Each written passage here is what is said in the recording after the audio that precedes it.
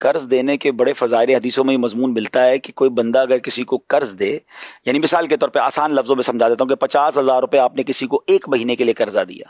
30 دن پورے ہو گئے، اب اس کے بعد آپ نے اس کو ایکسٹرا ٹائم دیا تو روزانہ مزید 50,000 کا ثواب۔ تو قرض ضرور دینا چاہیے، ہاں قرض دیتے وقت احتیاط کا دامن، اپنی جو بھی آپ نے طریقہ کار طے کرنا ہے، گارنٹی وغیرہ لینی ہے۔ میں یہاں بہت مشورہ دیا کرتا ہوں خاص طور پہ بزنس کمیونٹی کو کہ ہمارے پاس بعض اوقات ملازمین ہوتے ہیں، جو کاروبار کرتا ہے اس کے پاس ملازمین ہوتا ہے، ملازمین کو عموماً قرض کی ضرورت بھی پڑتی ہے، اور وہ آپ ہی کا ملازم ہے، کہاں جانا ہے اس نے، تو آپ اپنے بجٹ میں سے تھوڑا حصہ قرضے کا رکھ لیں، اور جس کو قرض چاہیے اسے قرض دیں، ماہانہ تنخواہ میں اس سے کاٹنے کی جو بھی طے کرنا ہے وہ کر لیں۔ تو فائدہ کیا ہوگا؟ مثال کے طور پہ اگر آپ کو اللہ نے دیا، آپ نے کہا 5 لاکھ روپے میں ہر وقت قرضے میں ہی دوں گا، تو آپ کو تو روز 5 لاکھ روپے صدقہ کرنے کا ثواب مل رہا ہے۔ مسلمان کی دل جوئی الگ ہو رہی ہے، مشکل اس کی الگ آسان ہو رہی ہے، تو قرضہ دینا چاہیے۔ قرضہ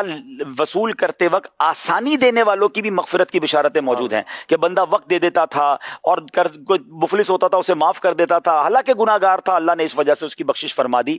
لیکن اگر دوسری طرف والوں کو دیکھا جائے کہ جو قرضہ لینے والے ہیں ان کو بھی میری شریعت یہ سکھاتی ہے، ہمارا اسلام یہ سکھاتا ہے کہ وقت پر دیں، وقت سے پہلے دیں اور اچھے انداز سے دیں، شکریہ کے ساتھ دیں اور بہترین انداز سے دیں۔ اچھا یہاں پر کیا ہوتا ہے کہ جو قرض نہیں لوٹاتے نا وہ ڈبل نقصان کر رہے ہیں، ایک تو اپنا نقصان تو کر رہے ہیں، اپنی عزت تو خراب کر رہے ہیں، گناہ گار بھی ہو رہے ہیں، مگر اب ان کی وجہ سے لوگ اچھے لوگوں کو قرض بھی نہیں دے رہے، وہ دوسروں کے لیے بھی مشکل کر رہے ہیں۔ اتنا برا ایکسپیرینس ہو گیا ایک بندے کو قرض دینے پر کہ بندہ کہتا ہے کسی کو قرض ہی نہیں دینا، تو خدا را ایسا نہ کریں۔ ہاں زندگی میں انسان پھنس جاتا ہے، تو اس کا طریقہ یہ ہے کہ اگر آپ نے قرض لوٹانا ہے اور آپ کے پاس پیسے نہیں، آپ بھاگیں نہ، آپ چھپے نہ، آپ خود چلے جائیں اس کے پاس کہ بھائی میں پھنس گیا ہوں، یہ معاملہ ہے، مجھے تھوڑا ٹائم اور دے دیں، میں تھوڑے تھوڑے کر کے دے دوں گا۔ آپ اگر سامنے رہیں گے تو سامنے والے کو تسلی ہوگی نا، اس کا فون ہی بلاک کر دیتے ہیں، اس کو بہانے کر رہے ہوتے ہیں، بچہ باہر سے کہہ دیتا ہے ابو گھر میں نہیں ہے، بندہ کہتا ہے یار میں نے قرضہ دیا اور یہ میرے ساتھ کیا حال کر رہا ہے۔ آپ کا محسن ہے جس نے آپ کو قرضہ دیا ہے، اور روایتوں میں مضمون ملتا ہے کہ جو دے سکتا ہے پھر بھی نہیں دیتا تو ہر لمحہ